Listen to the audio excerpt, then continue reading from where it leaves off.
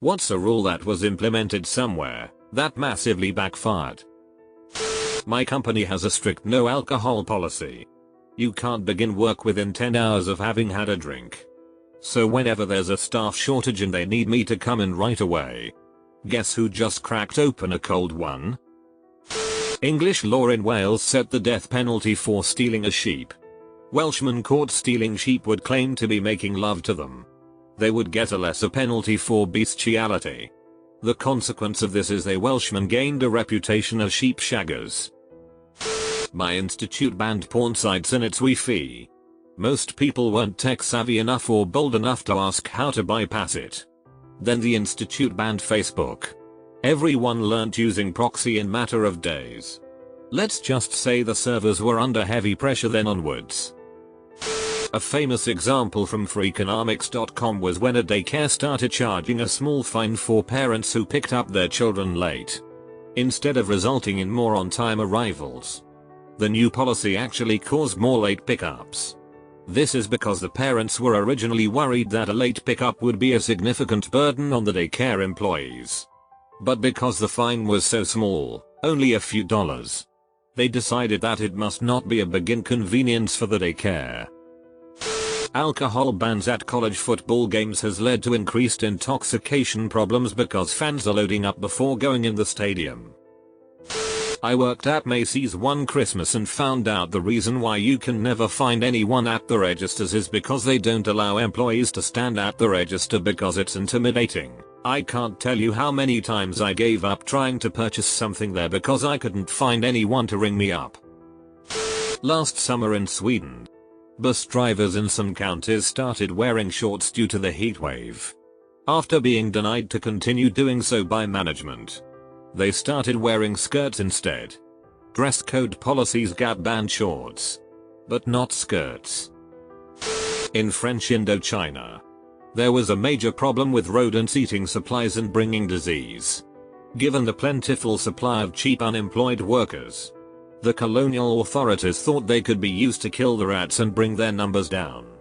The French had a somewhat racially prejudiced view of the work ethic of the locals, so decided to pay them per rat killed rather than per hour worked. Each was compensated for every dead rat they handed over. A year or so later, the colonial authorities discovered the peasants had set up rat breeding farms in the jungle.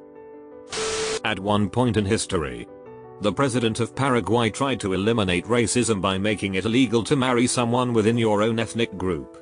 Needless to say, this was quite racist. A hotel I used to work for decided they were having an alcohol-free holiday party. This didn't sit well with the people who'd been working there for years and were accustomed to full bar at the party. The staff parking lot ended up being full of people drinking in their cars trying to get a good bus to carry them through the party, and most people ended up getting way drunker than they would have, so the party was a rid show. Catholic school.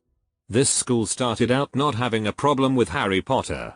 Library had every available book at the time, not all were even written yet. Some paranoid parent cried Satanism and witchcraft, so the school banned Harry Potter. Suddenly Harry Potter books are an underground commodity. The school had a black market trade for new and used Harry Potter books, and things only got worse when expulsion was threatened for being caught with one. A new Harry Potter book was worth its weight in gold. Finally the school had to go all the way to the bishop about the Harry Potter books, and he said, "Nah, the books don't really teach Satanism. What's all this about a black market book trade?"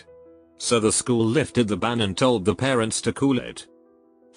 I worked at a contract agency that works with child protective services. CPS policy is to never tell the parent who called CPS on them. But my agency's policy was to always inform the primary caretaker if one of our social workers called it in. Obviously, this irrevocably destroyed our rapport with our clients. Imagine telling a parent you called CPS on them only to knock on their door the next week to listen to their concerns. The agency made a shat out of us, and all potential for case progression was out the door. Stupidest rule, if you ask me. A salon I worked at one day decided to drug test the hairstylists. Out of 12 stylists, 11 failed. The manager texted everybody the next day and told them to come to work. When I worked for immigration, some bright spark decided that we weren't going to remove people who had been caught smuggling drugs from certain countries. They believed it was too risky to deport people who had failed to complete their jobs. Back to pissed off gangs. News traveled quickly, and within a few weeks there was a huge spike in smuggling. People were smuggling drugs and immediately handing themselves over to authorities to guarantee that they wouldn't get deported. In addition, dealers found it much easier to convince people to attempt to smuggle drugs because it was a win-win for all parties. The whole idea was scrapped pretty quickly. When Domino's said all pizzas would be delivered in 30 minutes or less or your pizza was free, all the delivery drivers kept getting in car accidents to get your pizza to you on time, so it wouldn't come out of their paycheck. It was a short-lived venture. Korea has officially banned porn in their nation, but that only helped its porn black market to become the biggest in the world. Only giving smokers breaks. Maybe it didn't backfire, but it sure didn't help anyone quitting cigarettes. The one-child policy in China. It has led to a serious gender imbalance in the population. Brazil in the 1980s, I think, had a massive debt problem, which they tried to solve by simply printing a bunch more money. Any economist worth their salt would have told Brazil that would cause massive inflation. And that's exactly what happened. People found their life savings were barely enough to buy groceries for a week. Buddy of mine told me about a happy hour promotion a bar ran close to his campus. Apparently the special was something stupid like 50-cent beers that lasted until the first person went to the bathroom. As he tells it, the first few weeks went without incident. But once it got more popular, people were going to extreme lengths to not be that guy, including wearing adult diapers. Once people tried to covertly pee in corners and trash cans. The bar cancelled the promotion. My city has issues with loud bikes vehicles.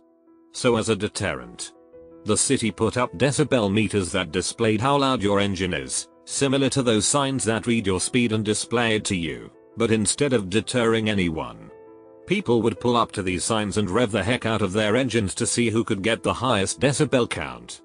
The city took the counters down within a week. Hawaii had a rat problem following the influx of European visitors, rat stowaways. It was a big problem, because many species of Hawaiian birds are only found in Hawaii, and had never had predators. The rats were destroying the native bird population. So they decided to bring in mongooses, yes, that's the plural, to kill the rats. Problem is that rats are nocturnal, and mongooses are diurnal. They never see one another. Both are now happily feasting on whatever is left of the native birds.